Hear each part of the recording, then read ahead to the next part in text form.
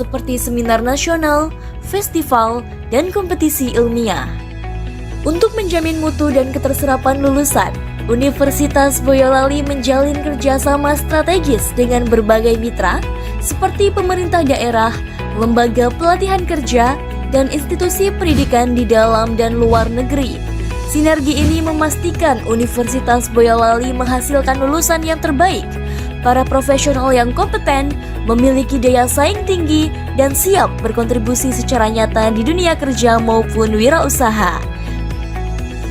Siapkan diri Anda menjadi bagian dari generasi unggul masa depan.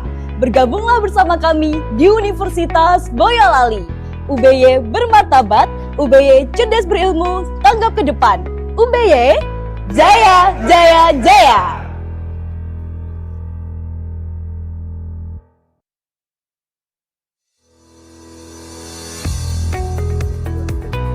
Selamat datang di Universitas Boyolali sebagai institusi perguruan tinggi yang telah terakreditasi baik sekali.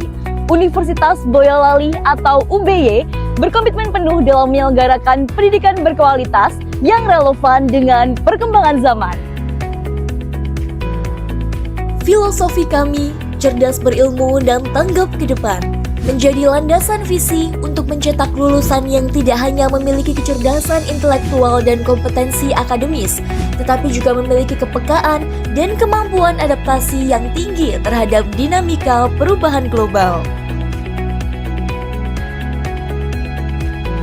Untuk menjawab kebutuhan dunia profesional, Universitas Boyolali menghadirkan 7 program studi sarjana dari berbagai disiplin ilmu, meliputi manajemen dan akuntansi, ilmu hukum, teknik informatika, ilmu komunikasi, pertanian, dan peternakan. Selain itu, kami juga memfasilitasi pengembangan kepakaran hukum tingkat lanjut melalui program Pasca Sarjana Magister Hukum. Kami memahami beragam kebutuhan masyarakat akan pendidikan. Oleh karena itu, Universitas Boyolali menawarkan program kuliah unggulan yang fleksibel, seperti program reguler pagi, program transfer, dan rekognisi pembelajaran lampau atau RPL. Kami juga membuka kelas karyawan dengan metode pembelajaran hybrid, memberikan kemudahan bagi para profesional untuk bekerja sambil kuliah. Komitmen kami terhadap akses pendidikan diwujudkan melalui beragam fasilitas beasiswa, mulai dari KIP kuliah, beasiswa pemerintah daerah, hingga beasiswa prestasi bagi mahasiswa unggul. Proses perkuliahan di Universitas Boyolali didukung oleh sarana dan prasarana yang lengkap, seperti laboratorium praktikum, perpustakaan, asrama mahasiswa, dan galeri investasi. Kami juga memiliki auditorium Geraha Amarta, gedung serbaguna ikonik kampus yang menjadi pusat kegiatan akademik maupun non-akademik. Ekosistem kampus yang dinamis tercipta melalui berbagai kegiatan tahunan seperti seminar nasional, festival, dan kompetisi ilmiah. Untuk menjamin mutu dan keterserapan lulusan, Universitas Boyolali menjalin kerjasama strategis dengan berbagai mitra seperti pemerintah daerah, lembaga pelatihan kerja, dan institusi pendidikan di dalam dan luar negeri. Sinergi ini memastikan Universitas Boyolali menghasilkan lulusan yang terbaik, para profesional yang kompeten, memiliki daya saing tinggi, dan siap berkontribusi secara nyata di dunia kerja maupun wirausaha. Siapkan diri Anda menjadi bagian dari generasi unggul masa depan. Bergabunglah bersama kami di Universitas Boyolali. UBY bermartabat, UBY cerdas berilmu, tanggap ke depan. UBY, Jaya, Jaya, Jaya!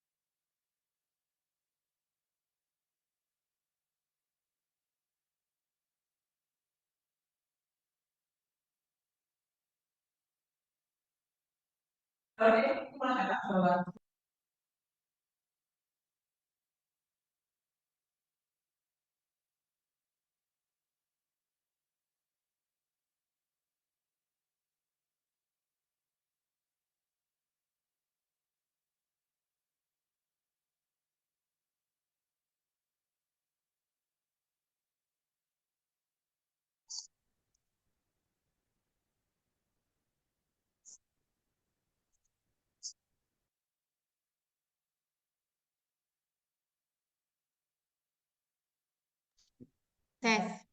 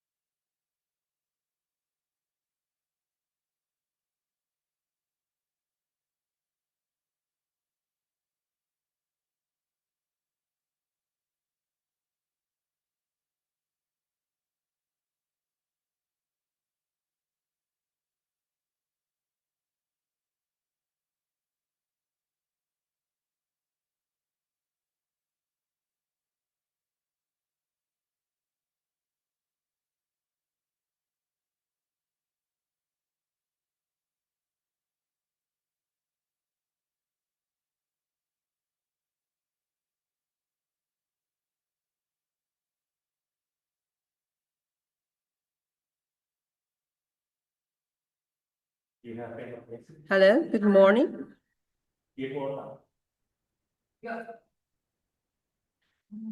Before we start our webinar today, please to all participants on camera.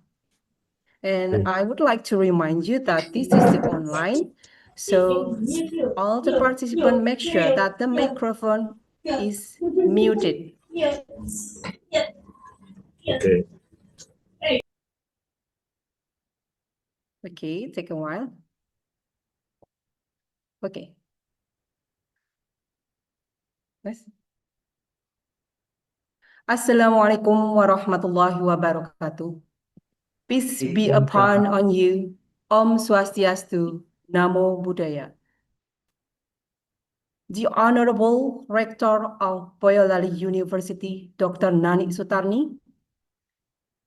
The Honorable Vice Rector for Academic Affairs, Ms. Sri Hartini, Master of Communication Science.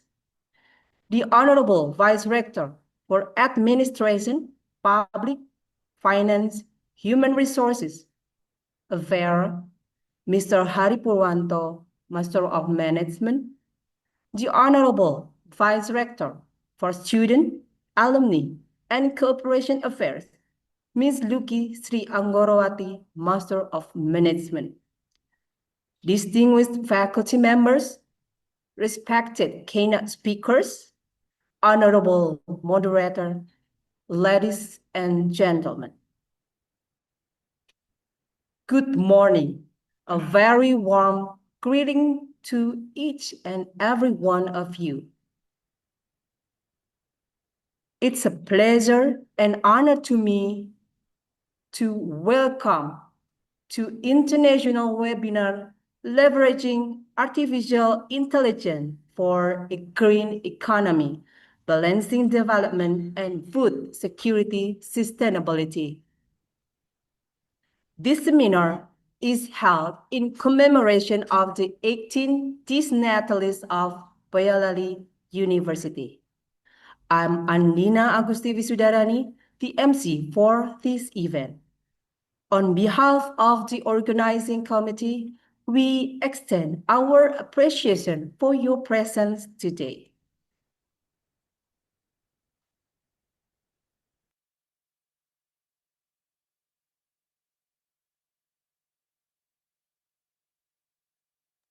Let me read our rundown for our webinar today. The first is singing national anthem.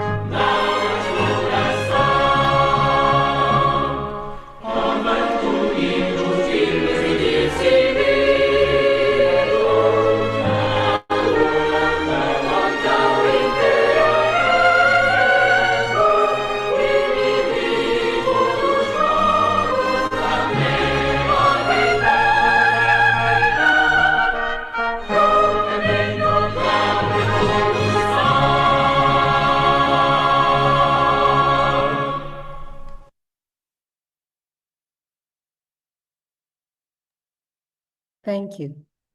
Ladies and gentlemen, we take a silence for a moment to take a pray as our beliefs. Let's do.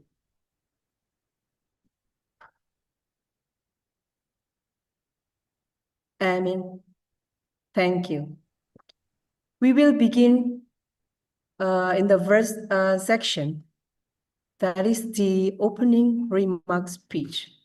Originally, the opening address was to be delivered by the Rector of Boyolali University. However, due to unforeseen circumstances, the addresses will be delivered by the Vice Rector for Academic Affairs, Ms. Sri Hartini, Master of Communication Science. Please, the floor is yours, Ms. Sri Hartini.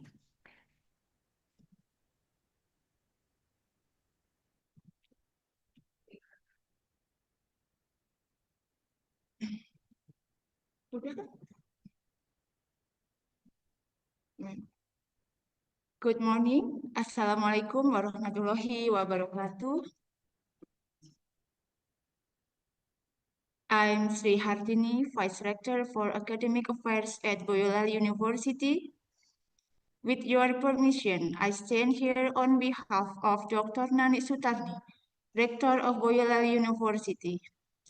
She extends her deepest apologies for not being able to be present with us in person today due to urgent duties that cannot be abandoned. Respected Rector of University of Boyolali, Deans, Head of Quality Assurance Institute, Head of the Institute for Research and Community Service, Head of Study Programs, speakers from within and outside the country, Dr. Arif Abdullah Sagran, Vice Rector Cooperation at Universidad Dili, good morning and thank you for coming. Associate Professor Dr. Noor Dzuhaidah Osman, Senior Law Lecturer, University of Saint Islam Malaysia. Good morning and thank you for coming. Jujuk Juhariah, Master of Science, Lecturer of Agrotechnology, Boyolali University. As well as academic and invited guests. We express our gratitude to Allah Subhanahu wa Ta'ala, the Almighty God, for all His blessings and gifts, so that today we can attend the international webinar to commemorate UBY's of Boyolali University 18th anniversary, leveraging artificial intelligence for a green economy, balancing development and food security sustainability. I welcome and express my appreciation to all committees for organizing this forum as a vehicle for sharing knowledge, exchanging experiences, views, and best practices with academics and experts from universities in friendly countries. Thank you very much. Ladies and gentlemen, today we stand at a defining crossroad in human history. On one hand, we face the existential challenges of climate change and the global food crisis. On the other, we wield one of the most powerful tools ever created by humanity, that is artificial intelligence. And the question is, how AI can help us heal this planet? Ladies and gentlemen, let me invite you to observe three phenomena that are changing the face of education today. First, AI as a catalyst for the green economy. A green economy is not just about reducing pollution, but about creating radical efficiencies. AI allows us to optimize renewable energy by predicting when the wind is strongest or the sun is brightest to automatically balance the electrical load. Circular economy, tracking the life cycle of products so that waste no longer ends up in landfills, but instead becomes a raw material for industry. Second, digital revolution for food security. Food security is the foundation of a nation's sovereignty.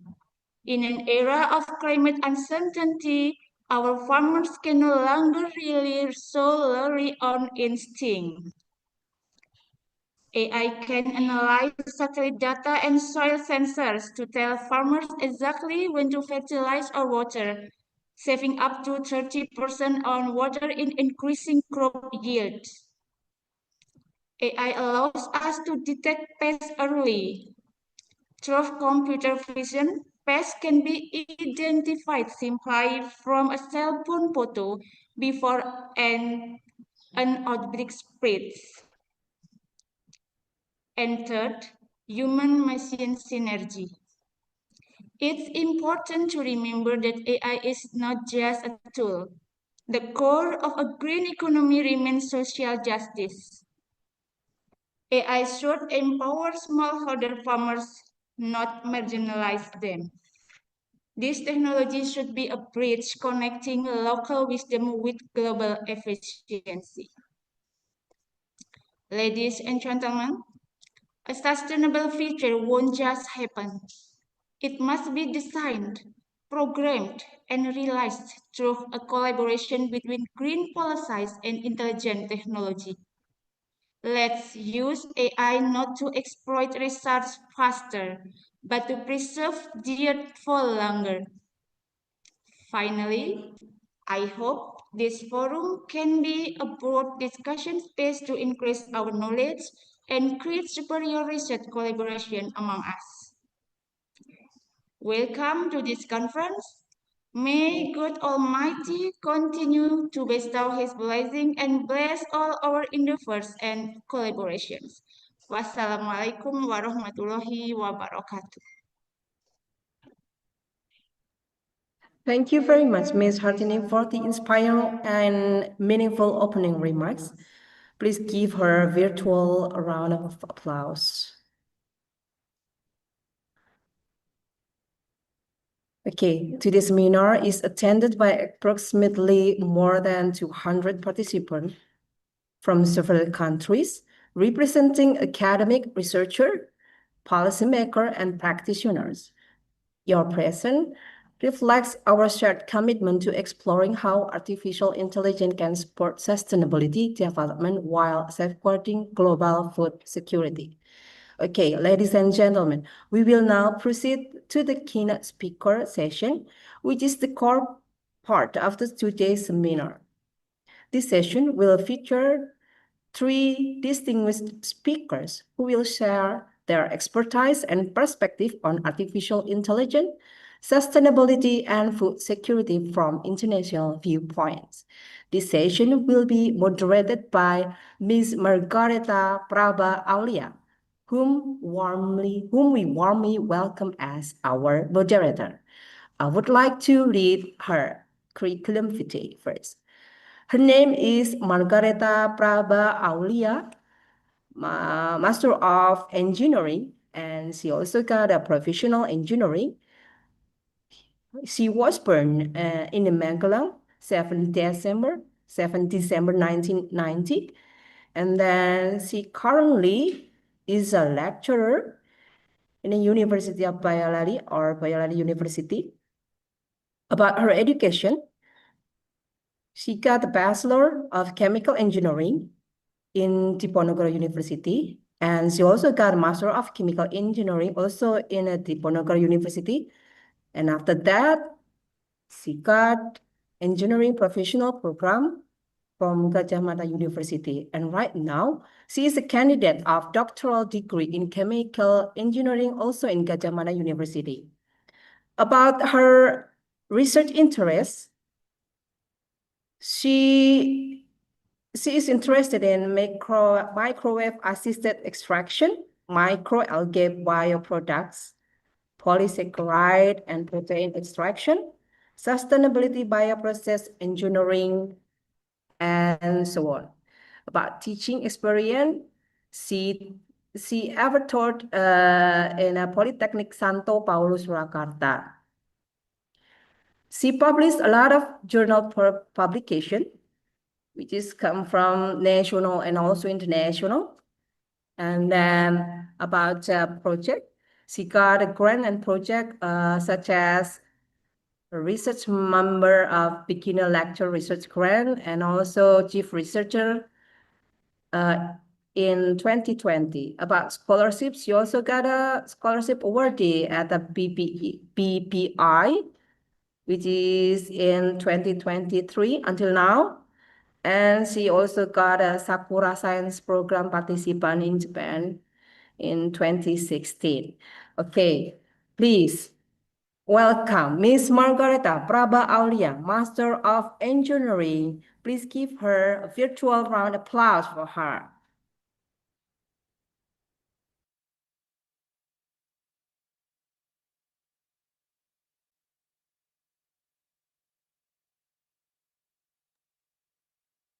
Okay, everyone, good morning. Assalamualaikum warahmatullahi wabarakatuh. Before we begin, can you hear me clearly, please? And let's begin.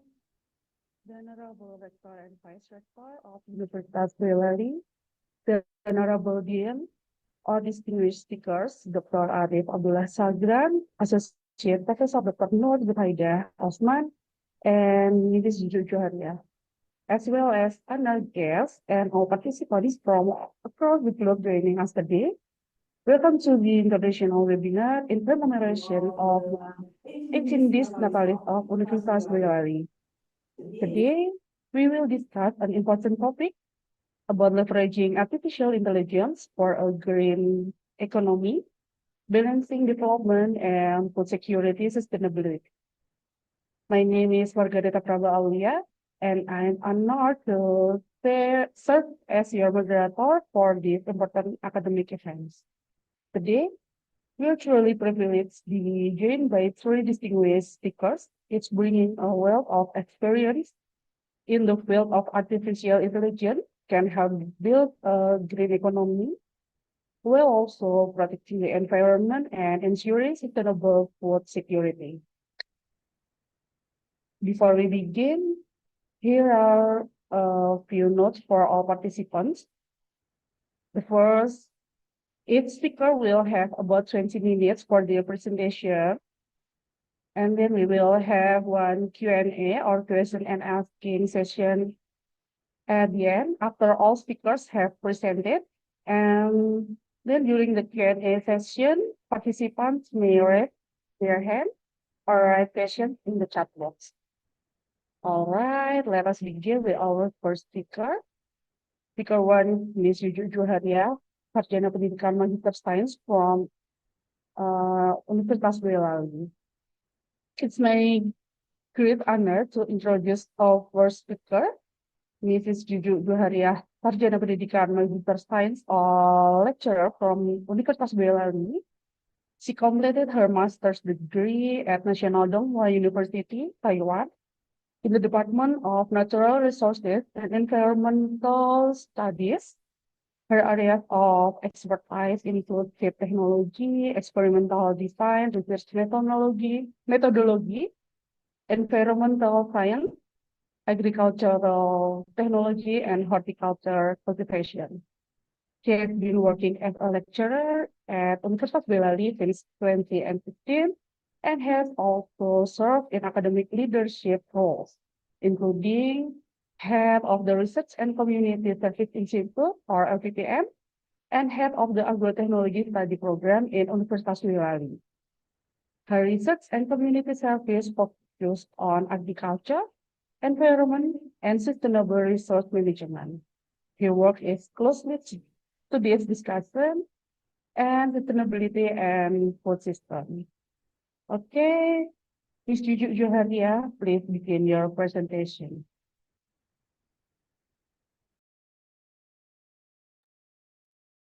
Thank you for the moderator, Mrs. Praba Aulia.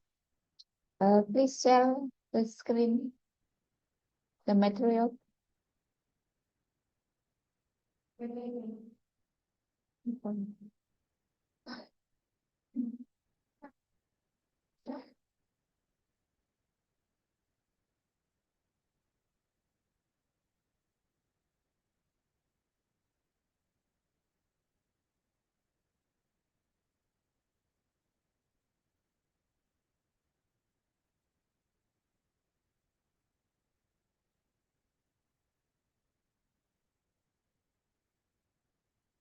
Tadi gitu aja.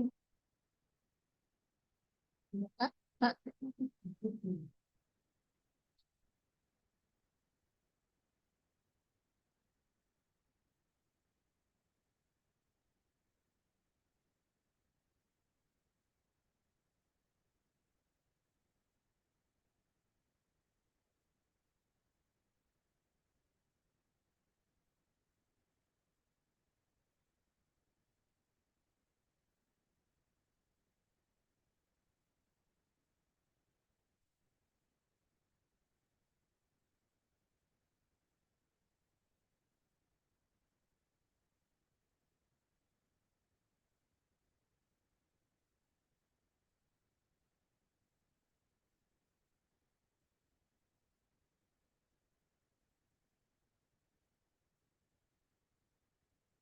Wait a minute for the material.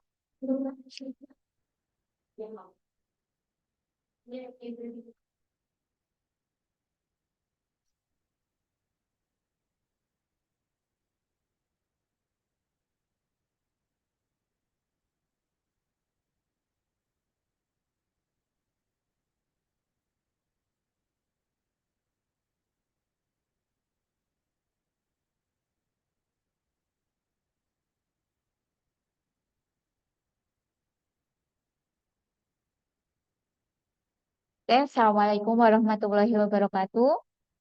Good morning, everyone, distinguished speakers, colleagues, and ladies and gentlemen. Thank you for the opportunity given to me.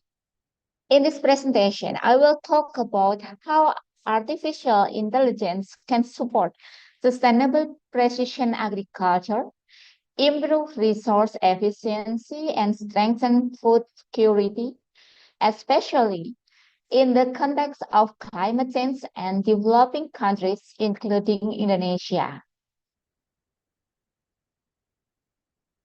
Today, agriculture is facing a serious global challenge. Food demand continues to grow rapidly, while natural resources such as water, land, soil quality are becoming increasingly limited.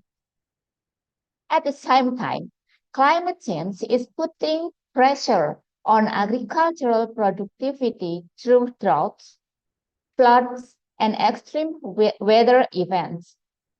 Ironically, agriculture is not only affected by environmental problems, but also contributes to them. This is why we urgently need farming systems that are efficient, environmentally friendly, and resilient. One promising solution is precision agriculture. Precision agriculture focuses on site-specific crop management, meaning that farming inputs are supplied based on actual field conditions, not uniform assumptions.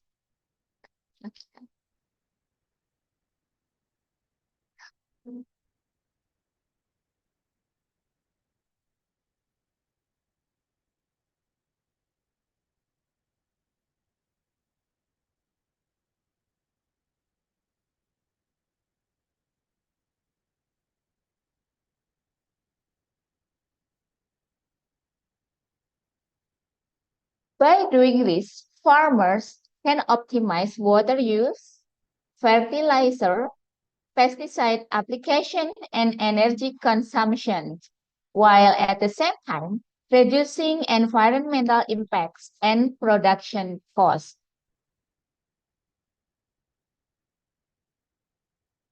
Artificial intelligence plays a central role in enabling precision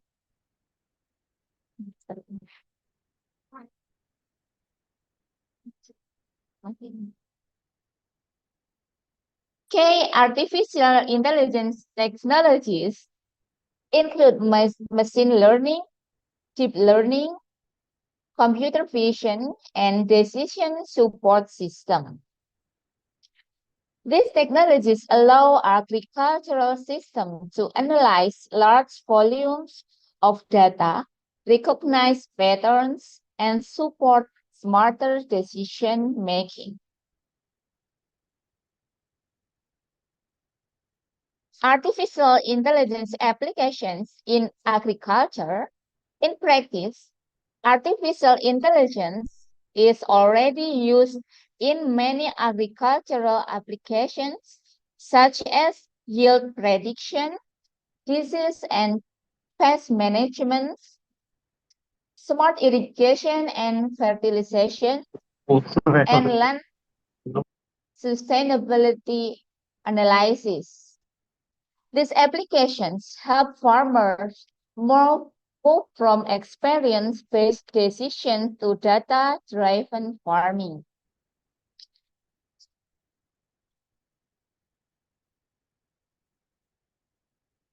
Artificial intelligence acts as the brain of smart farming system. It integrates data from sensors, satellites, weather stations, and farm records, then processes this information to provide real-time monitoring, predictions, and recommendations. This enables farmers to respond more quickly and accurately to changing field conditions.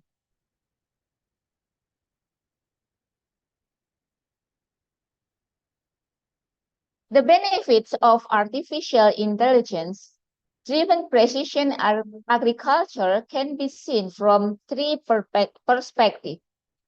From the environmental perspective, it reduces chemical inputs, water use, and greenhouse gas emissions. From an economic perspective, it improves productivity, lowers costs, and reduces risk. And from a social perspective, it empowers farmers and helps improve food availability.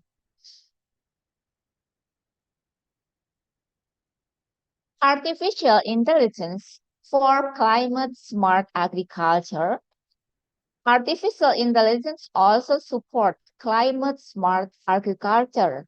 For example, AI can be used for climate risk predictions, crop variety recommendations, and early warning system for droughts or floods.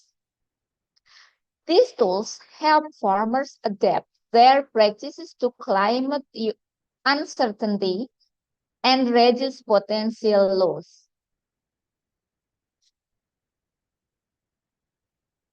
In many developing countries, agriculture is dominated by smallholder farmers. Mobile-based AI tools are particularly important in this context. They provide simple but powerful features such as yield predictions and resource optimization, making advanced technology more accessible and affordable for small-scale farmers. AI become even more effective when combined with remote sensing and GIS. Using satellite imagery, deep learning, and spatial analysis, AI can support crop health monitoring, land use efficiency, and even carbon smart farming practices.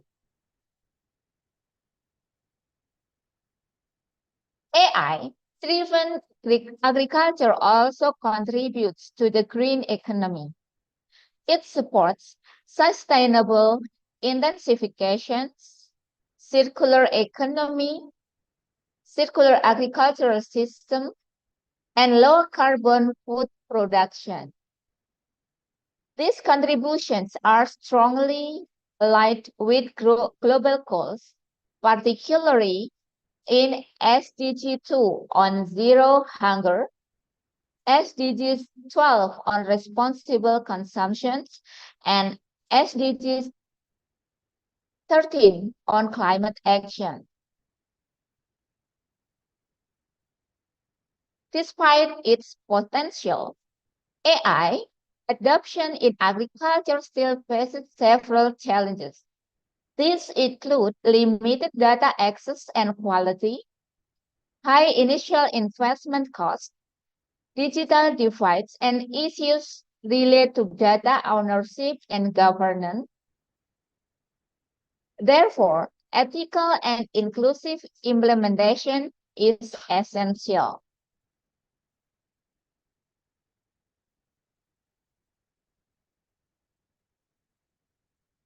From a policy perspective, governments and institutions play a key role. AI should be integrated into agricultural policies, supported by digital infrastructure development, farmer capacity building, and international collaboration. Without a strong institutional support, AI adoption will remain limited. Now, let's briefly focus on Indonesia. Next. Around 90% of Indonesian farmers are smallholders managing less than half a hectare of land. Indonesia also experienced high climate variability due to El Nino and La Nina.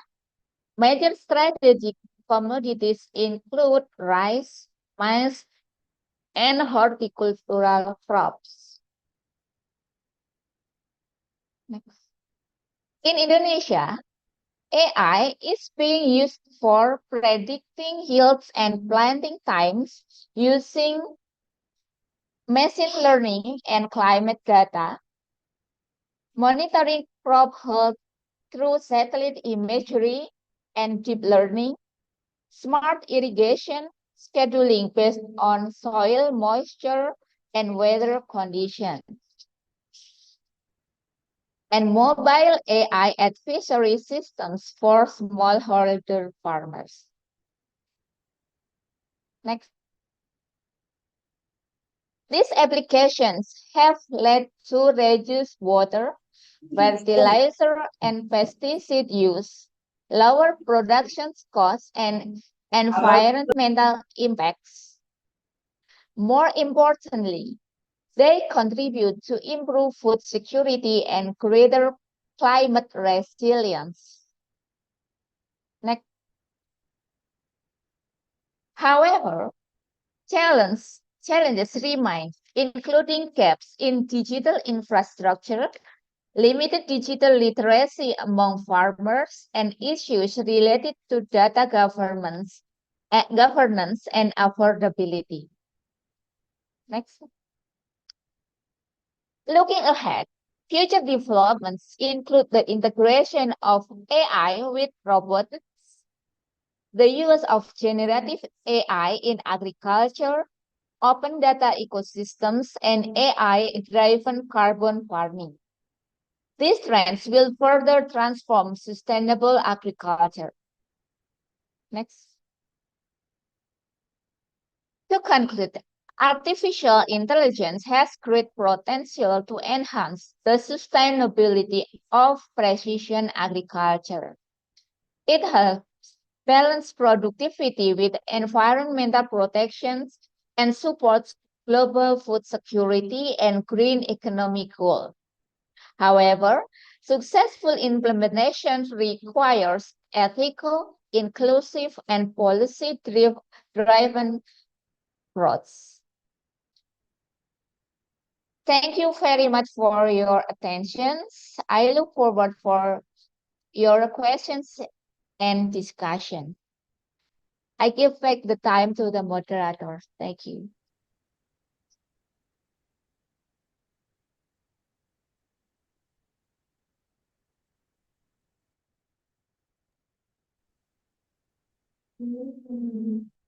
For your insightful and inspirational presentation. Ladies and gentlemen, let me brief highlight some key points from the presentation we have just heard from Ms. Juju. Ms. Juju explained how artificial intelligence plays an important role in precision agriculture, which focuses on managing farming activities more accurately and efficiently based on specific field conditions. With the help of AI technologies such as machine learning, deep learning, computer vision, and decision support systems, farmers can make better decisions related to irrigation, fertilization, pest control, and crop management. She also emphasizes that the use of AI in agriculture is not only about increasing productivity, but also about improving sustainability. AI helps reduce excessive use of water, fertilizer, and pesticides, lowers environmental impact, and supports more efficient use of resources. This clearly shows how AI can contribute to greener and more resilient agriculture system. Another important point discussed was the role of AI in climate smart agriculture. Through climate, farmers adapt to climate variability and reduce risk related to drought, flood, and extreme weather conditions. Ms. Juju also shared examples related to smallholder farmers, especially in developing countries and in the Indonesian context. With mobile-based AI tools and digital advisory systems, even farmers with limited land and resources can benefit from advanced technologies to improve yield, efficiency, and food security. Finally, she reminded us that while AI offers many opportunities, there are still challenges such as digital infrastructure gaps, limited digital literacy, and data governance issues and affordability. Therefore, support from policies, institutions, and collaborations between sectors is very important to ensure the AI in agriculture is inclusive and sustainable. In summary, this presentation clearly shows that AI-driven precision agriculture can balance productivity with environmental protection, and it has strong potential to support food security and the transition toward a green economy. Thank you once again for Ms. Juju for sharing your valuable knowledge with us. Okay, ladies and gentlemen, now let us continue with our second presentation from Associate Professor Dr. Noor Dzuhaidah Osman from the Faculty of Sharia and Law University, Science Islam, Malaysia. She earned her PhD in law from Nottingham Trent University, United Kingdom, with expertise in bioterrorism law. Her areas of specialization include biosafety law, biosecurity governance, international environmental law, and legal regulation of emerging technologies. Dr. Noor Dzuhaidah has been involved in many international academic activities. She has received recognition such as participation in the United Nations Regional Course in International Law and Academic Exchange Program under Erasmus. She has served as keynote speaker, invited speaker, panelist, and moderator in various international conferences. She is also active in academic publication and serves on editorial boards of international journals. Her expertise connects law, technology, and environmental governance, which is very relevant to today's topic. Associate Prof. Dr. Noor Dzuhaidah Osman, please proceed. We kindly invite you to begin your presentation. Assalamualaikum warahmatullahi taala wabarakatuh. Can you hear my voice? Waalaikumsalam warahmatullahi wabarakatuh. Yes, your voice is clearly from here. Okay, thank you, moderator. Madam Praba Aulia, Bu Praba Aulia, A very good morning to all the audience, to Wakil Rector Bidang 1, Madam Sri Hartini, to the MC just now, Miss Andina, Moderator, Madam Praba Aulia, and others, keynote speakers, Madam Ibu Jujuk Juhariah, Dr. Arif Abdullah, lecturers and students, and ladies and gentlemen. It is an honor for me to be invited by Universitas Boyolali for this conference. Actually, I've been to Boyolali before. That was in 2024. On my own, actually, I had this program in Solo. Since I got some time, I make a short excursion, short trip to Boyolali. I went to Bukit Ganti. I think that's in Boyolali, right? In Boyolali. So maybe perhaps one day I can come again to Boyolali, invited by, come physically to Boyolali, invited by Boyolali for any conference in the future. Okay, I'm trying to share my slide.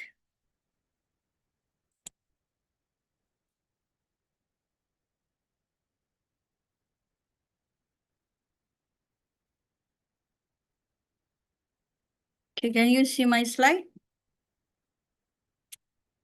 Yes, for sure. Yeah. Can you see, Miss Ibu Praba? Yeah, Okay. the clearly show. Thank you. My topic today is Smart States, Dumb Laws, Modern International Treaties for the AI Era. So I guess we have a diverse background of lecturers and students today from many faculties, but I'm mainly from the Faculty of Sharia and Law, University of Science Islam Malaysia. My name is Noor Dzuhaidah Osman, and my area is basically on biosecurity, biosafety law, international environmental law, a bit related with agriculture and food security. And I'm from University Science Islam Malaysia. I guess some of you, or maybe you have never been to University Science Islam Malaysia. This is our campus in Nilai Negeri Sembilan, around 30 minutes or 20 minutes from the Kuala Lumpur International Airport. And this is among some pictures from our campus, and this is our faculty of Sharia and Law. So basically, this is my faculty. This campus, this faculty consists of studying law and Sharia, the Islamic law. Okay, and this is the content of my presentation of the laws, the international laws regarding AI, agriculture, and biosecurity. So what is the problem in terms of international law with regard to this area? I hope the law students basically, or maybe if you are not law students, if you are from the computer science background or from the agriculture department, would pay attention to this, because actually our international laws with regard with these areas are like we have this so-called struggling. We are struggling to govern the 21st century AI and synthetic biology. The problem is that innovation is said to be a more governance, where regulation lags behind. It simply means that our innovation, our technology, whatever technology is it, biotechnology, modern biotechnology, or agriculture technology, conventional agriculture technology, or AI agriculture technology, they are very advanced compared to our national laws and our international laws. So that's the whole idea of today's presentation from the legal perspective. maybe you are saying, oh, that's the lawyer's job. But the problem is lawyers, they are lawyers, they just know the law. So the practical aspect of agriculture, of the IT is better known, better understood, and better explained by the scientists, by the agriculture expert or the information technologists. So these are the experts need to inform the legal decision makers, the lawyers on how this thing work in order for us, for lawyers to regulate these areas of AI, biosecurity, biotechnology, agriculture, and food security. So maybe you're quite confused. What is the relationship between all this? So for our food security, the food that we should be enough for everybody in the world, whether in Malaysia, in Indonesia, in Timor Leste, and whatever part of the world, the food should be enough for us. So as we know that in order for food to be enough for all of us to live in, we depends on agriculture. This is the foundation of our food security. Agriculture, will include plants, animals, and all sort of food that we can eat, right? So the agriculture is defended, is shielded by biosecurity. Biosecurity means that whatever food that we process or animals, they should be regulated. So they can't be easily contaminated. Okay, the plants, it should be safe. If you are against LMO, living modified organism, okay, you should, have a say, and maybe you want to avoid eating LMO food. Even now, the meat that we eat and any type of food, whether you're vegan, vegetarian, and all that, this food should be safe. And the areas of what is it? The areas of knowledge that govern the safety of this agriculture is known as biosecurity. But the problem with biosecurity that it has many threats, all sort of threats. The physical threat, and with the coming of AI and synthetic biology and modern biotechnology, it poses more threats than before. Okay, so that's basically the relationship between all these variables. Okay, so in short, I would say that biosecurity is very important. Any laws that relate to agriculture, biosecurity, or AI, that is to ensure our food security must be governed and regulated. Okay. What is the problem with all these international laws? The problem is that AI now can design novel protein in seconds, meaning by this AI system, they can just, due to the data that they gain from research that is being put in the computer and maybe used for training of data, they can replicate, or they can design new thing, what's the science term called, maybe new DNA of plants, new animals, kind of thing for modern biotechnology, for instance. Okay, but our international law treaties are frozen in a time where biological resources were purely physical objects. I'm giving you a simple example. Let's say if you want to have, Malaysia and Indonesia and maybe Timor Leste depend our export on palm oil.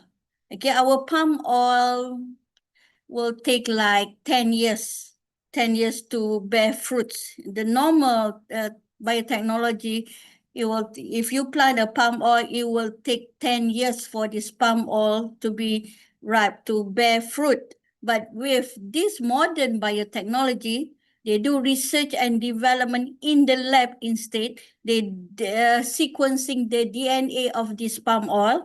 In the end, instead of waiting for 10 years, farmers in Malaysia and Indonesia will just need to plant this LMO palm oil. It will take like only 5 years for these fruits to bear fruits, for this palm oil to bear fruits. So the data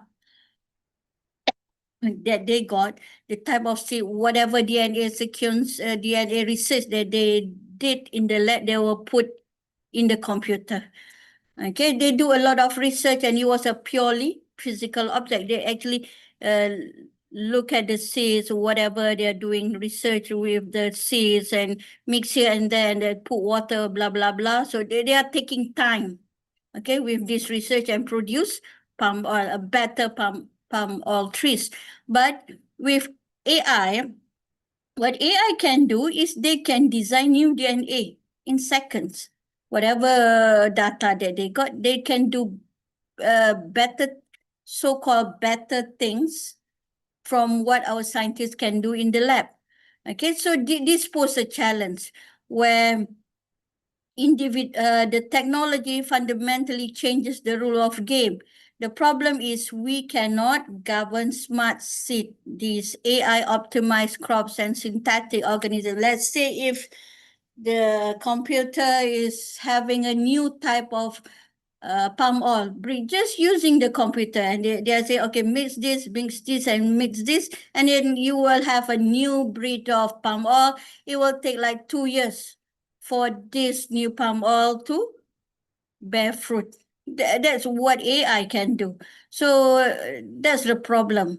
But how this computer AI thing in the lab is going to be regulated? So this is the issue.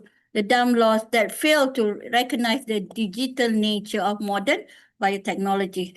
Okay, so we see in a bit what are the international laws that are existing on our AI, food security, agriculture, and biosecurity. So let's say, well, it's quite a long list. I'm going to show you some examples. Okay, we have on Convention on Biological Diversity, so or CBD. Okay, so basically, this is the primary arena for negotiating the DSI governance, meaning that the digital sequencing governance of these seeds.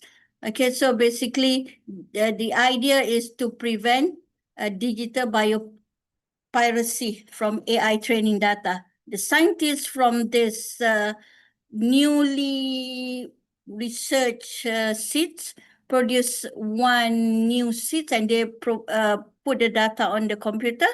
So CBD would prevent other people from taking the information about that seeds to others. So that's what our international law can do. Okay, and the problem with the seeds, for instance, okay, like this International Treaty on Plant Genetic Resources, okay, we can actually, by this agreement, we can actually, how do I say it? We can actually, let's say you have a seed and you want to share this seed with other countries. We can do that, but it is uncertain unless you got a patent of this seed. Okay, like Monsanto, they got the patent for this seeds. So you cannot simply take that seed and plant in your farm. You need to buy the seed from Monsanto. Just for your knowledge, actually, in terms of agriculture, from what I understand, it is not as easy for you to, you want to plant a durian, musangking, whatever. Okay, you can eat durian, musangking, and take the seeds and plant it. Yeah, you can do that, but the result is not as good as if it's from the real seed or from the whatever research that they do in the lab on producing a better musangking. So some people might have a pattern on some seeds. Okay, so this is a clash of this treaty with this patent intellectual property system. Another example is, for instance, on biological weapon.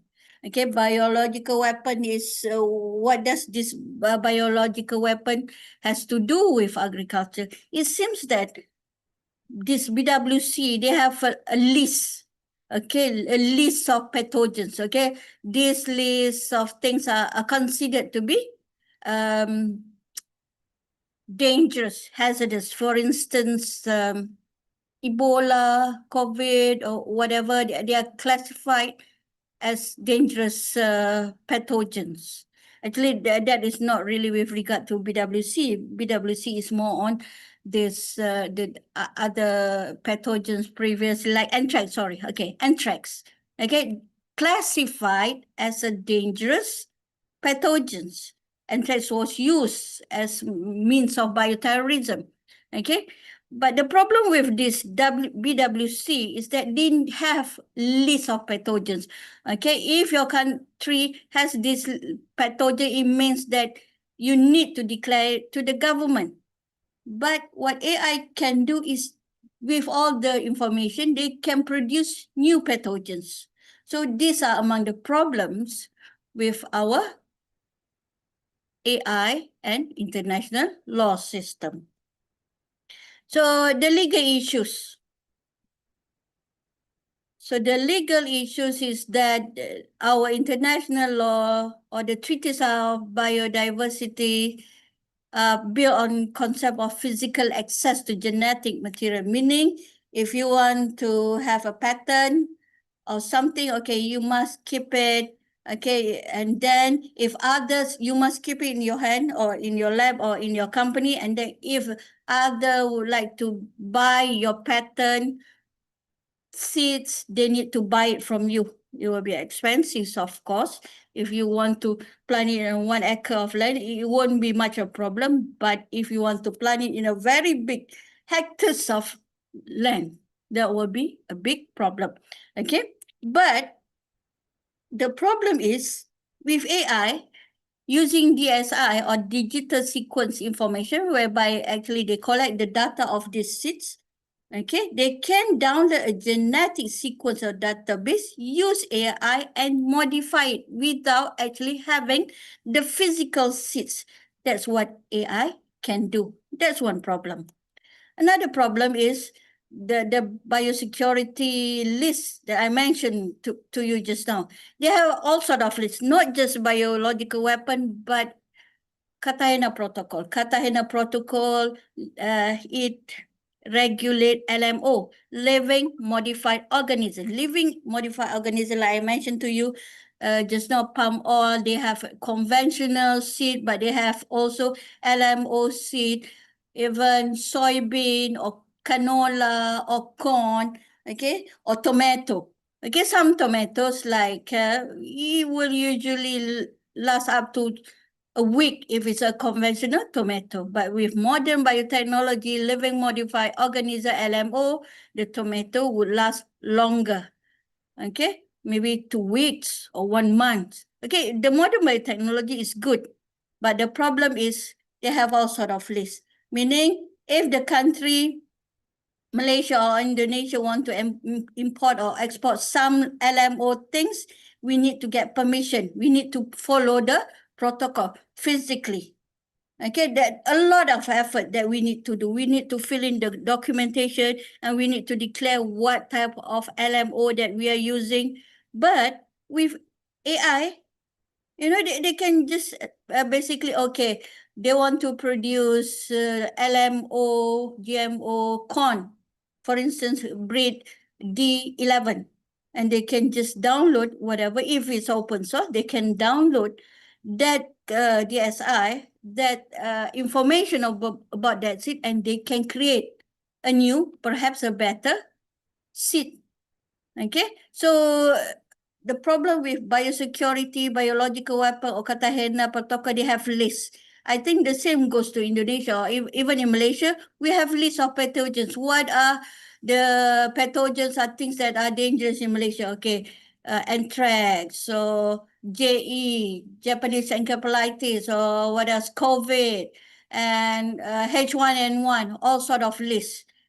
Most countries, even at the international law level, we have all these lists.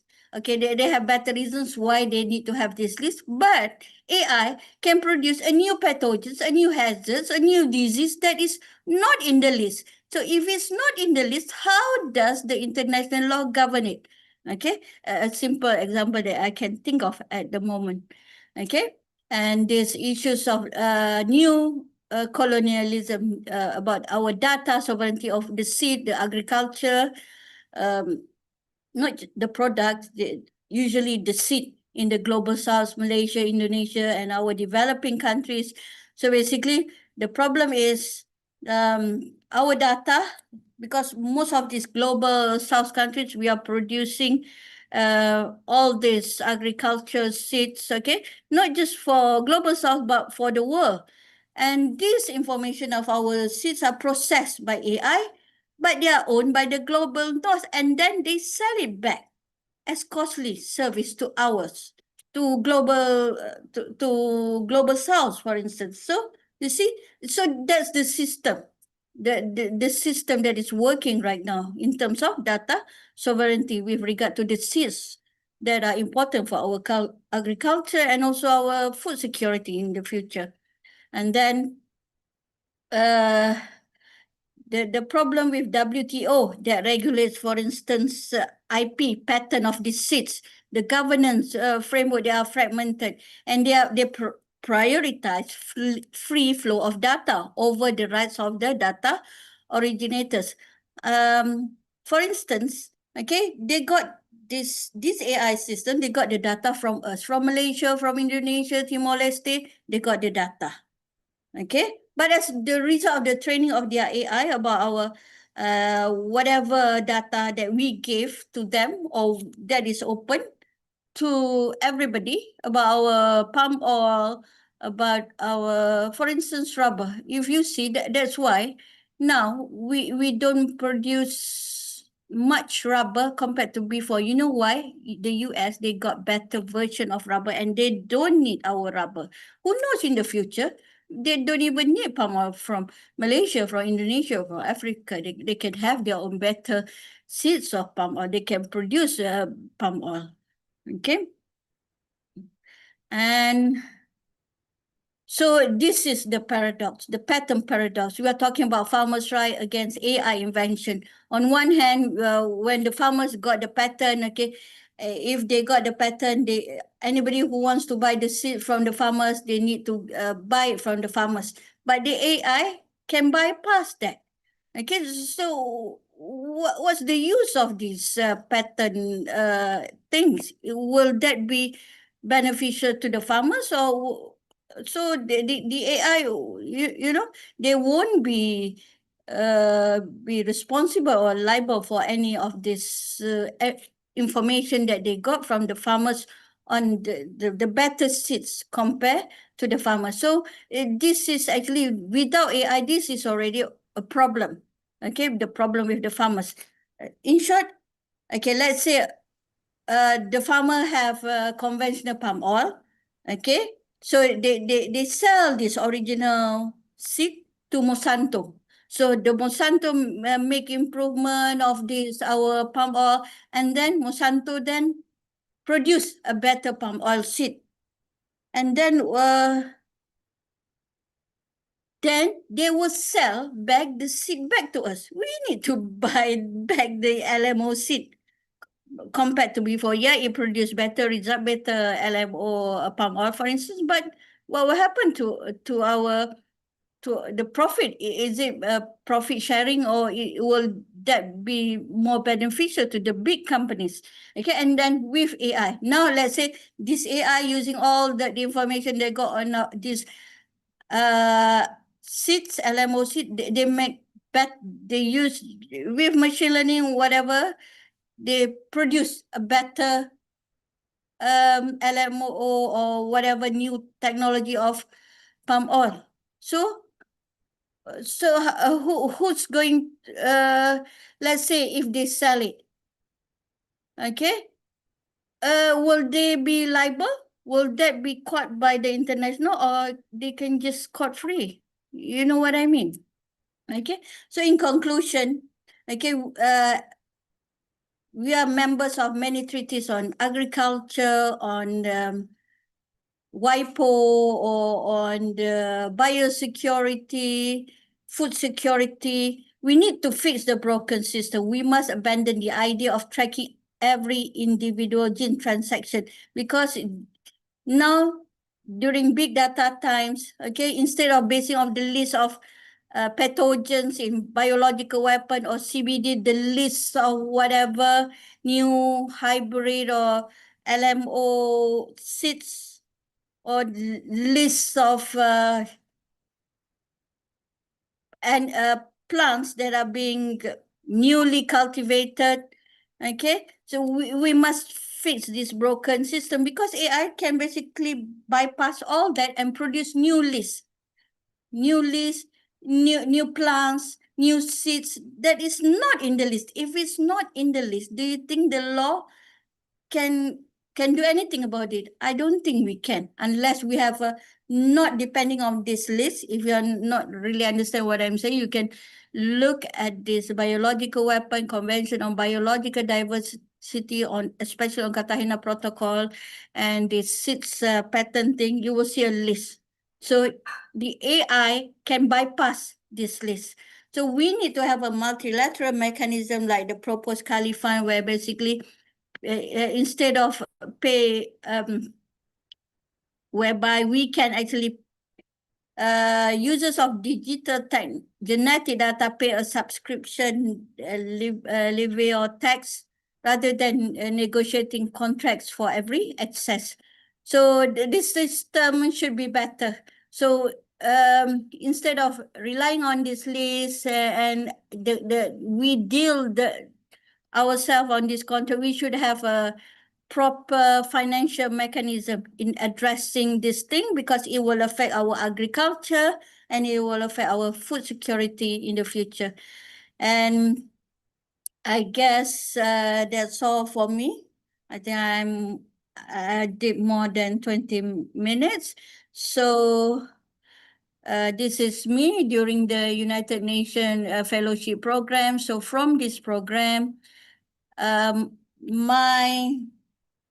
would say that countries from Malaysia, Indonesia, from the global south, we should take note of these international laws on agriculture, on the biosecurity and our food security, because the laws, not every law that is imposed by the United Nations is beneficial to us. We must examine, analyze it from our perspective, our national economy and our local circumstances. If it's good for us, if it's good for our people, okay, you can go ahead signing these international laws.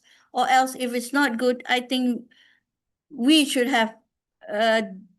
conduct research and state our stand during the United Nations fora.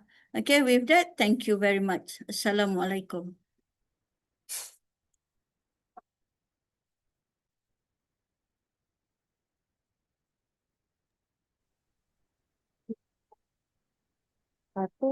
Thank you very much, Dr. Noor. We are very much looking forward to welcome Dr. Noor for a future visit and to building stronger collaboration together. Yes, so hope this will be the beginning of many more visits and partnerships in the future between us. Ladies and gentlemen, let me brief summarize some key points from what we have just learned from Dr. Noor, highlighted. The growing gap between rapid technological advancement in artificial intelligence and scientific biology and the outdated international legal frameworks that were created decades ago. So many international treaties were designed in a time when the legal resources were only physical material. But today, is increasingly digital. This creates what she described as a great disconnect between modern science and existing law. We agree that we must support about palm oil development and clearly balance regulation to ensure environmental sustainability, social responsibility, and long-term economic benefits. One important issue she raised is the integrity gap During biodiversity agreements regulate physical genetic resources such as seed and plant samples. However, scientists can use digital sequence information, downloading genetic data, modifying it with AI, and synthesizing it without ever accessing the original physical material. It makes it difficult for existing systems to ensure fair benefit sharing, especially for developing countries that are in university like our countries, Indonesia, Malaysia, and Malaysia. Dr. Noor also discussed the biosecurity challenge. Traditional regulation rely on list of non-dangerous pathogens like anthrax. But with AI, it is now possible to design entirely new biological entities that may not appear on any list. She emphasizes the need to move from list-based regulation to function-based regulation, focusing on what a biological system can do rather than only its name or classification. And then another crucial point was the issue of data sovereignty and digital inequality, particularly for countries in the global south. Agriculture and biodiversity data are often collected locally but processed and commercialized elsewhere. Without legal framework, we can create a form of digital dependency where farmers contribute data but may not benefit fairly from AI-driven innovation. In conclusion, the Noor proposed the need for modernized international mechanism, including a multilateral approach to benefit sharing that are sustainable suitable for the digital area. And her message remind us that technological progress must be matched with legal and ethical progress to ensure fairness, sustainability, and global cooperation. Therefore, thank you once again for Dr. Dzuhaidah for bringing our perspective on the legal and ethical dimension of AI in agriculture and biotechnology. Okay, ladies and gentlemen, now we come to our third speaker. It is a great honor for me to introduce distinguished academic and public figure from Timor Leste, Dr. Arif Abdullah Sagran, as a Vice Rector of Cooperation of the University of Dili. Dr. Arif was born in Dili, Timor Leste, and has a strong academic background in public policy and international relations. He earned his master's degree in planning and public policy from the University of Indonesia, majoring in economic science, and completed his undergraduate studies in international relations at Juhariah University, Indonesia. Throughout his career, Dr. Arif has held many important academic and diplomatic roles. He currently serves as the Vice Rector of the University of Dili, Timor-Leste, where he contributes to higher education, development, and international collaboration. He is also an active lecturer and has been involved in education for many years. Beyond academia, Dr. Arif has played significant roles in diplomacy and international relations. He has served as the special envoy of Timor-Leste to the United Arab Emirates and the Deputy Commissioner General of Timor-Leste at the Expo 2020. Representing his country on the global stage, he is also currently the Honorary Consul of the Islamic Republic of Pakistan to the Democratic Republic of Timor-Leste. Dr. Arif is also deeply involved in social and community development. He is the president of the An-Najah Foundation in Timor-Leste and has long served as president of the Muslim community of Timor-Leste, contributing to interfaith dialogue, social harmony, and community empowerment. In addition, He represents Timor-Leste in several international peace and cultural organizations. In recognition of this contribution, he was awarded in honorary title in 2024, reflecting his leadership and service at both national and international level, with his rich experience in education, diplomacy, community leadership, and international cooperation. Mr. Arif brings a very valuable perspective to today's discussion, especially on how development, sustainability, and global collaboration can move forward together. So, ladies and gentlemen, please join me in warmly welcoming Dr. Arif Abdullah Sagran. Dr. Arif, the floor is yours. Thank you. Bismillahirrahmanirrahim. Assalamualaikum warahmatullahi wabarakatuh. Waalaikumsalam warahmatullahi wabarakatuh. It's my pleasure to be here. First of all, I may thank you to Rector Universitas Boyolali and for all activities of university who has invited me to be participate in this meeting, in this conference, in this morning. As you know, climate change and environmental degradation demand a global economic transformation toward a green economy. Artificial AI emerges a key technology capable of accelerating this transition through energy optimization, sustainable agriculture, natural resource management, and public policy innovation. In perspective, Timor-Leste, as a young and emerging nation, Timor-Leste faces significant challenges in economic development. Its economy remains highly dependent on oil and gas, which continue to account for the majority of government revenue, while economic diversification is a national priority to achieve sustainable growth.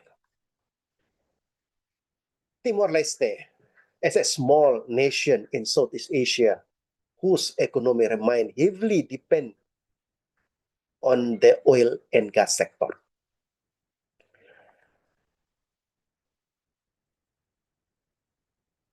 which account for the sustainable portion of government revenue. Economic diversification is a top national priority pursued throughout the development of green and blue economics.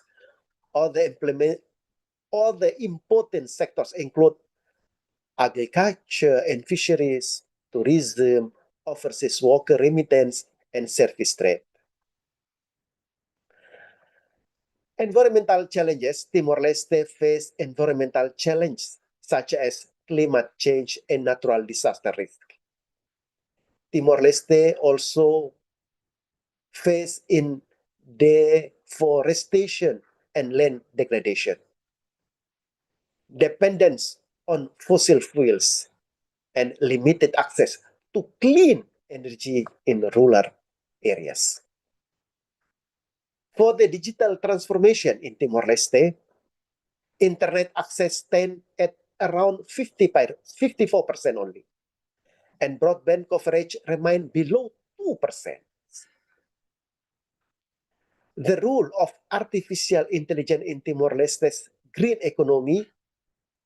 For renewable energy, AI can be used for predicting solar and wind energy production, optimizing electricity distribution, improving grid efficiency. Solar energy program in rural Timor-Leste have already begun to expand access to clean electricity. AI for sustainable agriculture, for the example. AI can assist farmers in water, pest and plant disease detection, irrigation, recommendation for eco-friendly and fertilize.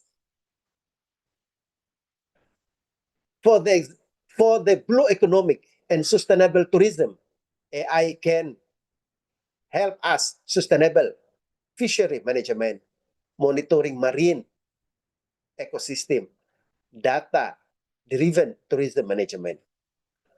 For the smart government and public policy, AI can help us for public policy and data analysis, regional development planning, early warning system for disaster, budget transparency, and public service delivery. But in Timor-Leste, as a young country, this all is very limited. Not easy to develop our country through the AA. AA can help us many things, but also need tools to use. Artificial intelligence holds significant potential to accelerate the transition toward the green economy in Timor-Leste. With the right strategy, AI can support economic diversification, boost productivity in agriculture and fisheries, expand renewable energy access, and strengthen public governance. However, successful AI implementation depends heavily on building digital infrastructure, enhancing human capital, and adopting inclusive, ethical, and sustainable policies. That's the very important in our country as Timor-Leste. I think we can discuss later. This is my short presentation, and thank you.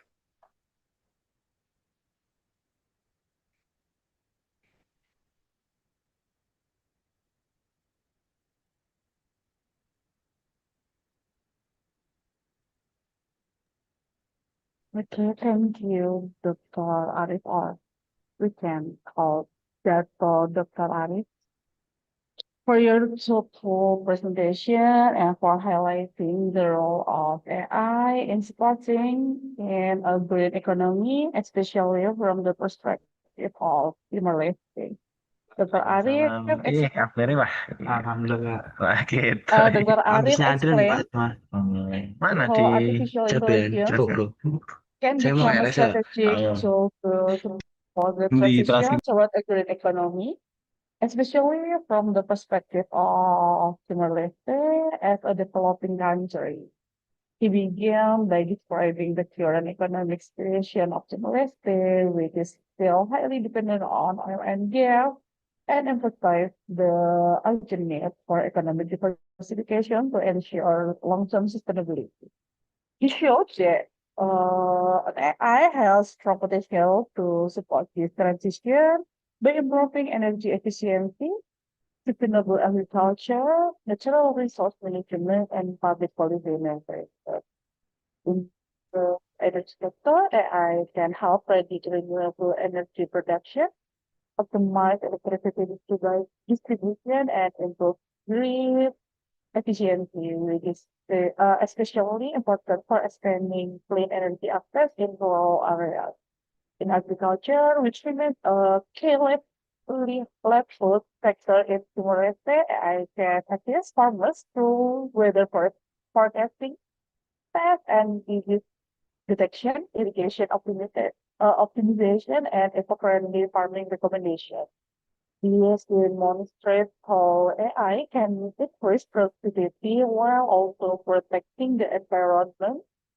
So Dr. Arif also highlighted opportunities in the blue economy and sustainable tourism, that AI can support fisheries management and ecosystem monitoring and data sharing planning based on that.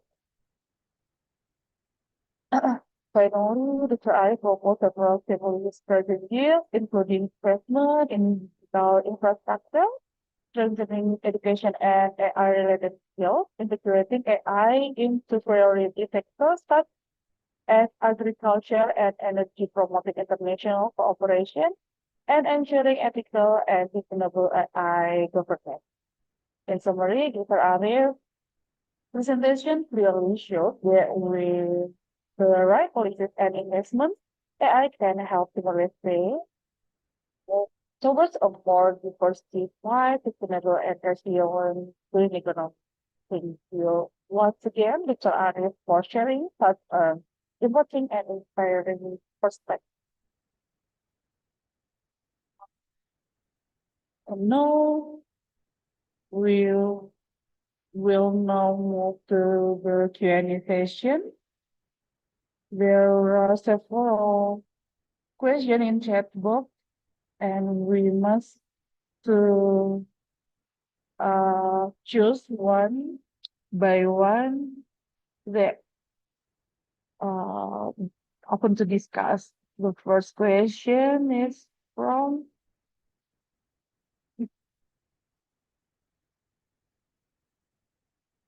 Romeo Sabera Europa.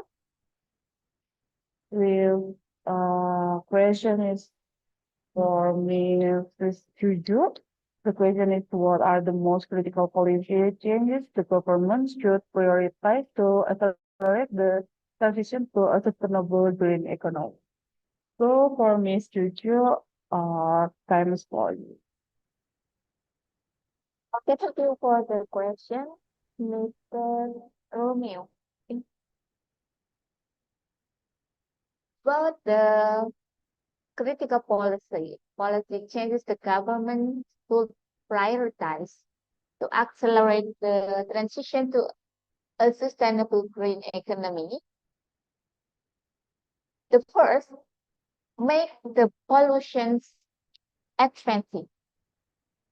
Clean energy cheap by reducing the fossil fuel subsidies. Put a price on carbon. For example, if someone produces a carbon, take a tax for the carbon. And then support the renewable energy. The second, expand the renewable energy quickly by building more solar, wind, and clean power. Because, AI will need much power, electricity. The third, move the money toward green projects by encourage banks and investors to fund sustainable businesses. And next, protect the workers and community. To train workers to do some green job. And clean up transport and cities, for instance, by improve public transport using electric vehicles. And protect nature and sustainable farming. First, stop deforestation, support climate-friendly agriculture. If we make a conclusion in one sentence, price pollution, invest in clean energy, guide money to green sectors, protect people, and protect nature. That's my answer for the first question. Thank you. Okay, thank you, Ms. Jujuk, for your answering. There are several questions to Mr. Zhu, and we will choose one for the question to answer from Dr. Zhu. That from Timor. The question is, what are the main risks of relying heavily on AI-driven automation in East Asia's industrial sectors, particularly in relation to energy consumption and sustainability? Please, Dr. Zhu can open discuss and answering this question. Okay, thank you for the question, Ibu Praba. So actually, as a law person, legal person, I don't really know how to answer this, but I will answer it from a legal perspective, because I don't actually deal with AI things, as I'm not AI practitioner. So what I can say is with regard to relying on AI-driven automation in industrial sectors, energy consumption and sustainability, I would say that most of the countries, I think not just East Asia but to developed countries like Japan or Korea or even German, I think they rely, or China, they rely heavily on AI-driven automation if it can be AI-driven automation. If human can do it, human will do it. Okay.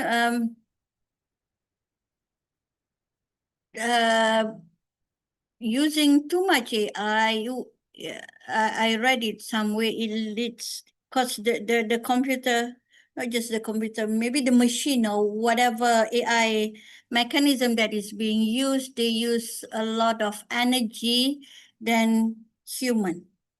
So what happened is they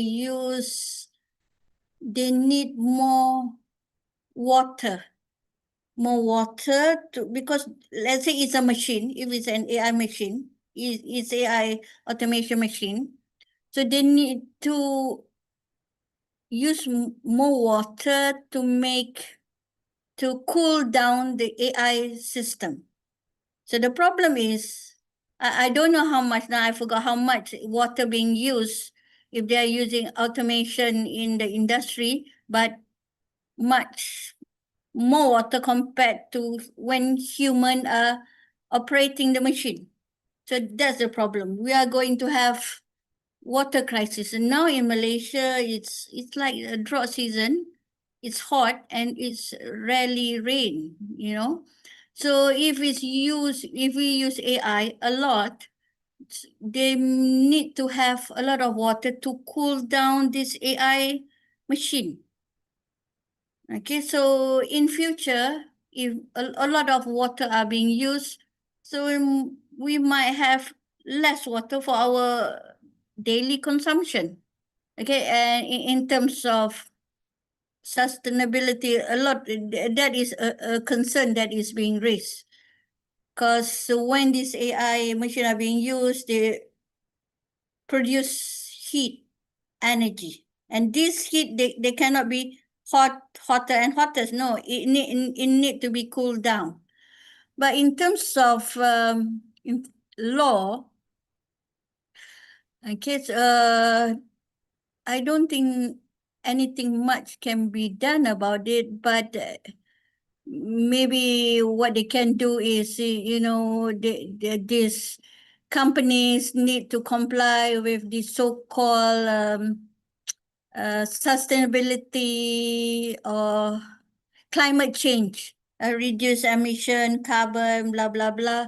So perhaps that could be efforts for every company, especially those who use AI, to actually report what they can do. Okay, let's say they are using AI automation machine, what they do to still reduce to preserve climate change. Let's say if they, whatever measures, now I cannot think of whatever they do, or maybe they recycle. Okay, they use a lot of energy, but they recycle, they plant a lot of trees near the factories. Sorry, there's a silly thing that I can think of, because heat can make the temperature of the area maybe higher. So maybe they can plant more trees, kind of things. So what in future, I would suggest whatever measures that is being done by these companies, factories, with regard to this climate change and usage of AI, is that the fact that they are using AI must be, how I would say, I think it's of course reported, but it must be more clearly, comprehensively reported of what every company should do or have done, are proposing to do to tackle this issue. Now, in Malaysia, I think most of the country, we need to have this ESG report, Environmental Sustainability and Governance Report. They have some board, maybe a main board or second board, whatever. These companies must tell in layman terms what are environmental efforts they do to contain ESG. Okay, let's say Petronas, they're producing a lot of carbon, but as other measures to sustain for ESG, they say that, okay, we plant more trees, we store more water, or blah, blah, blah. But maybe a special section for those companies who are using AI, because it increase more energy consumption, and in future it won't be good for us, for humans. So there should be something be done with regard to this ESG report in the future. I think that's my response for the time being. Thank you. Thank you, Dr. Noor, about the AI and how we can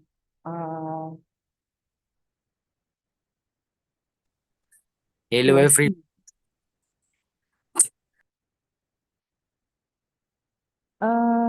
and then just one more question for you, Dr.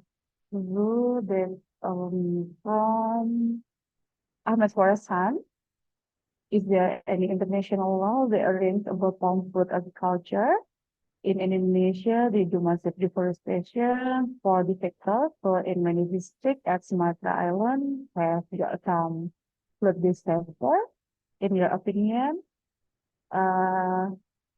what potentially we can do for saving our country, Indonesia? For Indonesian, I think that, but I want you can, for your discussion about that, about our regular about deforesting and maneuver. Please, Sutarni. Thank you for the question. Good question. So this palm oil plantation is quite pose a lot of issues. You know why? Because that is a commercial, an important, actually a very important commercial commodity for Malaysia, Indonesia. I think we are top 10 in the world.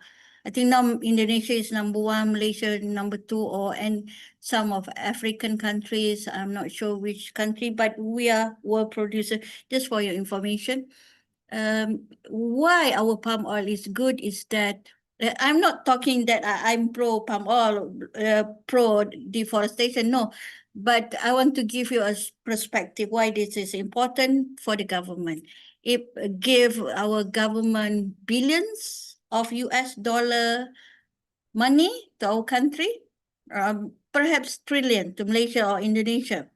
And the specialty about our palm oil is that, you know, you can use it many times compared to the soybean oil, to the flower seed oil, whatever the French, European oil. That is the good thing about our palm oil. That's we can use it many times.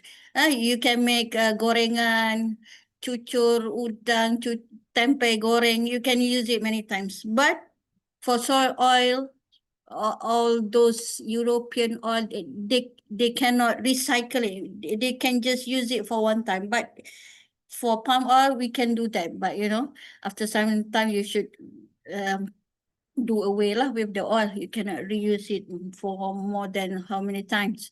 So that's the specialty of our palm oil. And that's why, do you know that the farmers in France, if I'm not mistaken, is in France, they boycott.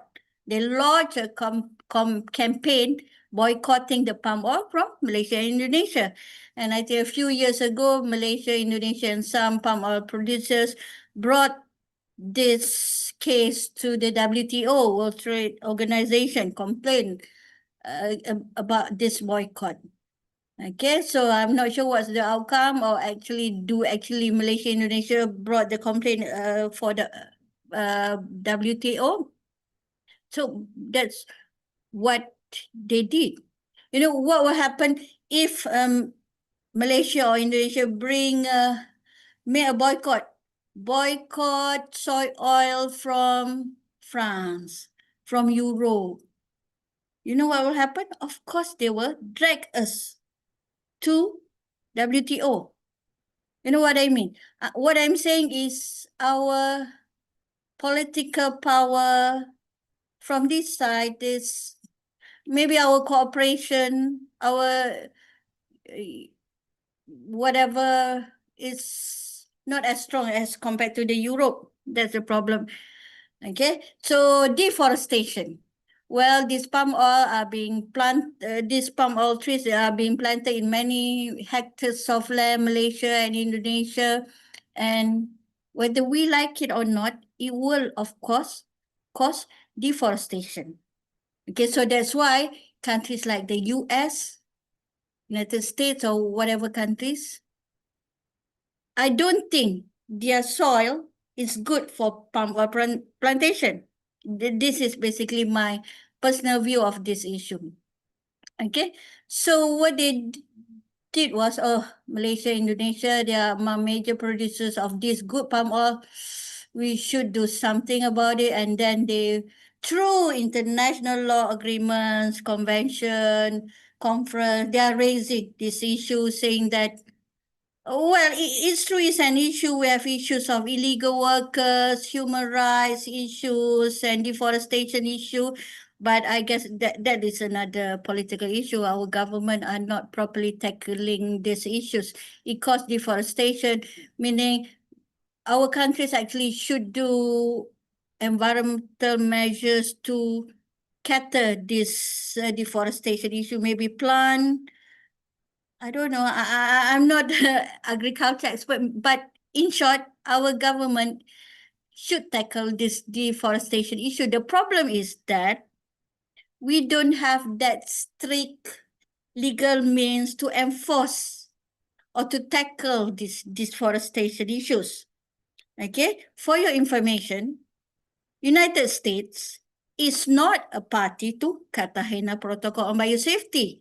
Malaysia, Indonesia, 8 ASEAN countries are members of this Cartagena Protocol. But for your information, don't just read your news or based on the media, Al Jazeera, and you should do a bit of research lah. So basically, most of the international agreements, these big countries, they are not party to it. They ask us to sign this international law agreement, UN agreement, but they did not sign.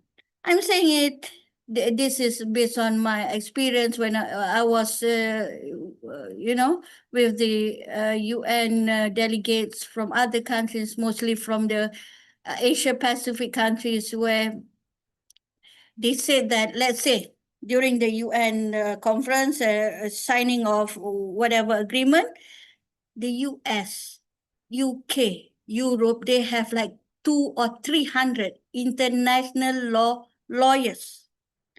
But we have very little lawyers from Malaysia, Indonesia, and our ASEAN countries. Why? Because they master these international law treaties, they read, they know what are the legal consequences, they have the expertise, blah, blah, blah, and we know nothing. Yeah, we have a lot of expertise, but not as much as them. During this conference, they sent 200 or 300, and what my friend told us, tell a story to us, during that signing, these lawyers just asked this developing country, okay, sign. And, you know, and these countries, we just send, sorry to say, but some countries, we don't send international law expert, we just sign without really thinking what they are signing.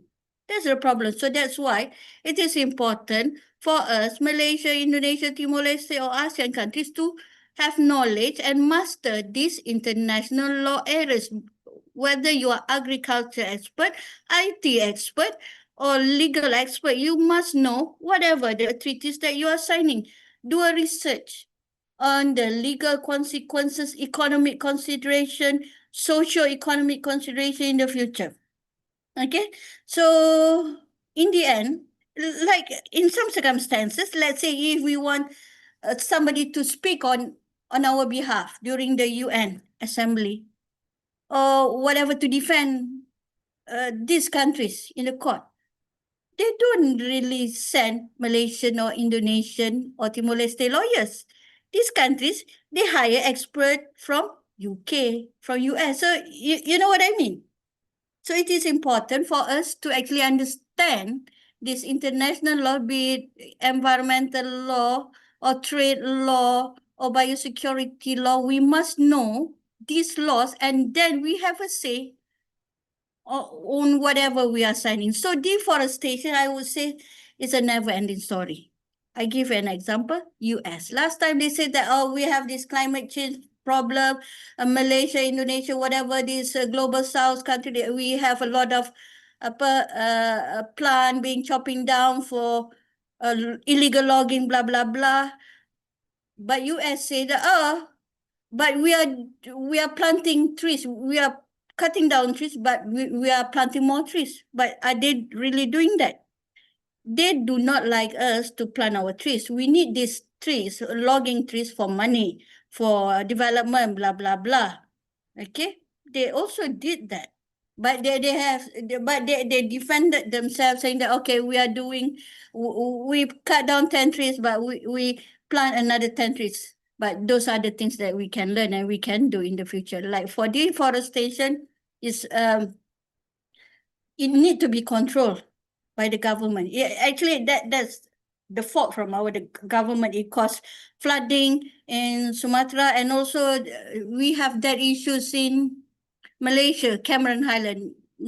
Deforestation, not because of palm oil, but by the Musang King or the durian trees. Okay, it caused flood in Cameron Highland area. So basically, if this ministry, they are serious, they want to actually do things to, settle these issues, they can do, but they need to have political will. But what we as citizens can do, we should, through our writing, if you are a lecturer, academic, you can write in the newspaper, or if you have a NGO, non-governmental organization or student, you can work through this NGO and give political pressure to our members of the parliament, to our regulator, or else it will be just, transboundary haze, Malaysia, Indonesia.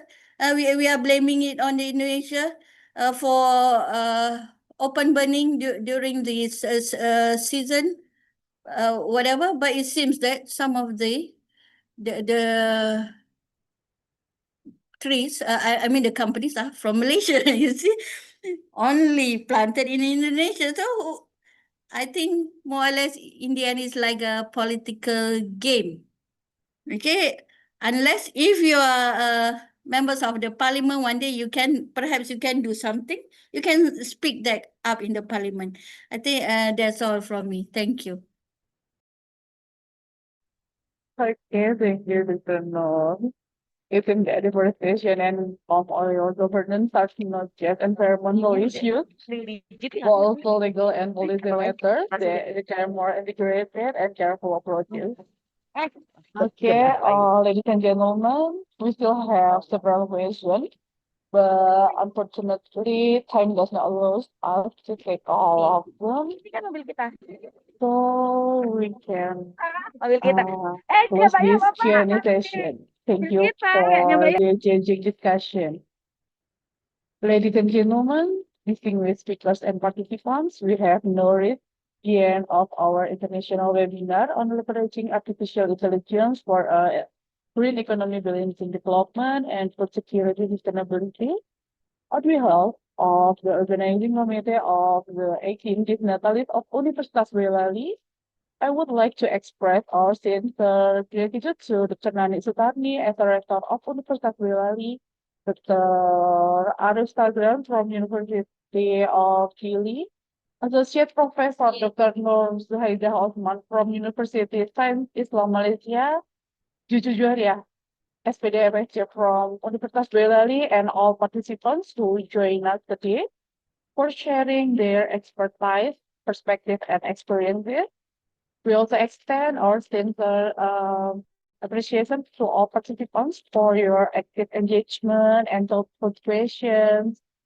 We hope today's webinar gives us useful insights and encourage future collaboration. I apologize for any shortcomings while moderating session. I'm Praba Aulia, and I would now like to take my leave. Have a wonderful day and see you at next academic event. Thank you very much and have a pleasant day. I would like to return the session to Mrs. Anjir, our Master of Ceremony. Wassalamualaikum warahmatullahi wabarakatuh. Waalaikumsalam warahmatullahi wabarakatuh. Thanks a lot, Miss Praba Aulia.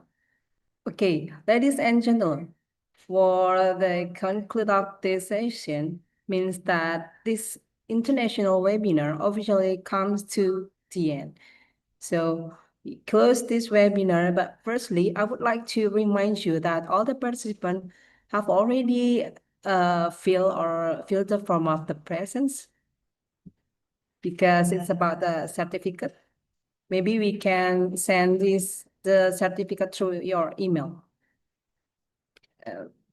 Okay, we close this webinar by taking photo virtually.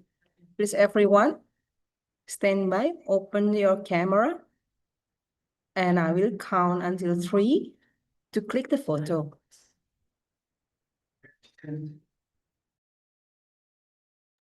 1, 2, 3. Once again, I need 3 times. 1, 2, 3. Next. 1, 2, 3. Okay, thank you for your participation and see you next time. Assalamualaikum warahmatullahi wabarakatuh. Waalaikumsalam warahmatullahi wabarakatuh. Waalaikumsalam warahmatullahi wabarakatuh. Waalaikumsalam warahmatullahi wabarakatuh. Waalaikumsalam warahmatullahi wabarakatuh. Waalaikumsalam warahmatullahi wabarakatuh. Waalaikumsalam warahmatullahi wabarakatuh. Waalaikumsalam warahmatullahi wabarakatuh. Waalaikumsalam warahmatullahi wabarakatuh. Merdeka.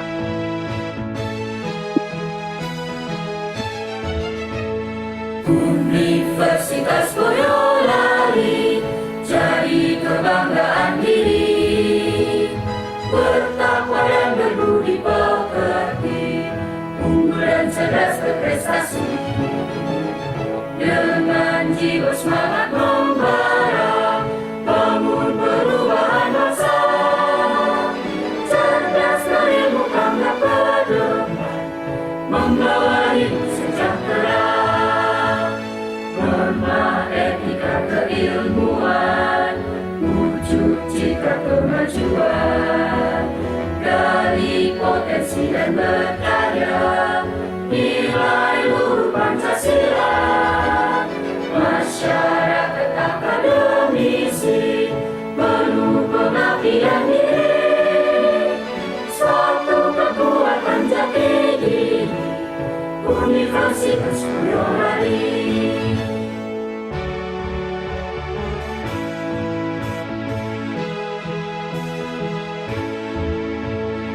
Universitas Boyolali jadi kebanggaan diri, bertakwa dan berbudi pekerti, unggul dan cerdas berprestasi, dengan jiwa semangat membara, bangun perubahan bangsa, cerdas berilmukan ke depan, membawa hidup sejahtera.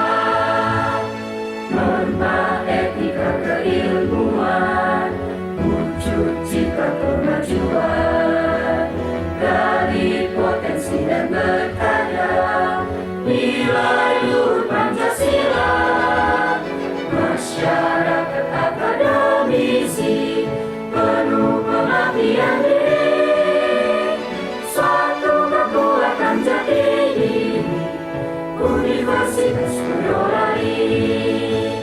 Suatu kekuatan jati diri, Universitas Boyolali.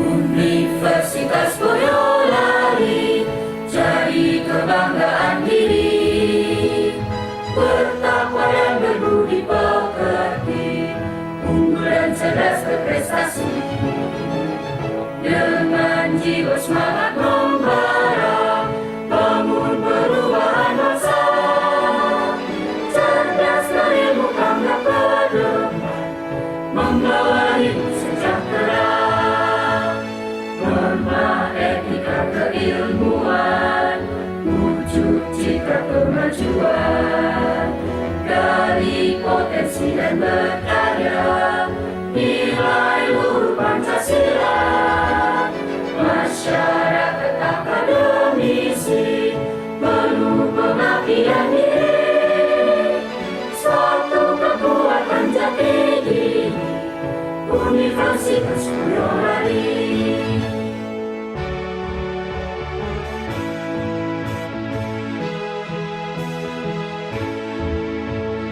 Universitas Boyolali jadi kebanggaan diri, bertakwa dan berbudi pekerti, unggul dan cerdas berprestasi, dengan jiwa semangat membara, bangun perubahan bangsa, cerdas berilmu tanggap ke depan, membawa hidup sejahtera, norma etika keilmuan, wujud citra kemajuan, gali potensi dan berkarya, nilai luhur Pancasila, masyarakat akademisi, penuh pengabdian diri, suatu kekuatan jati diri, Universitas Boyolali, suatu kekuatan jati diri, Universitas Boyolali.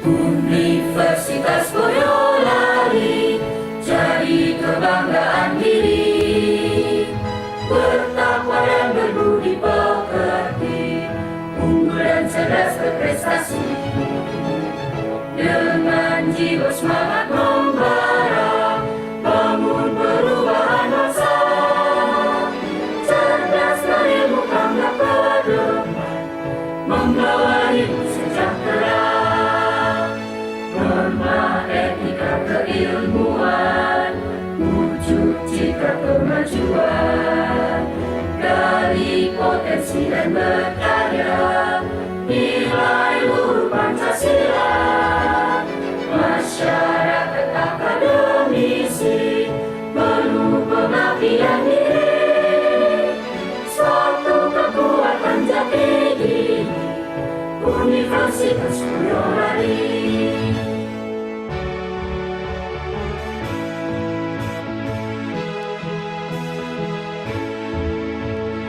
Universitas Boyolali jadi kebanggaan diri, bertakwa dan berbudi pekerti, unggul dan cerdas berprestasi, dengan jiwa semangat membara, bangun perubahan bangsa, cerdas berilmu tanggap ke depan, membawa hidup sejahtera, norma etika keilmuan, wujud citra kemajuan, gali potensi dan berkarya, nilai luhur Pancasila, masyarakat akademisi, penuh pengabdian diri, suatu kekuatan jati diri, Universitas Boyolali,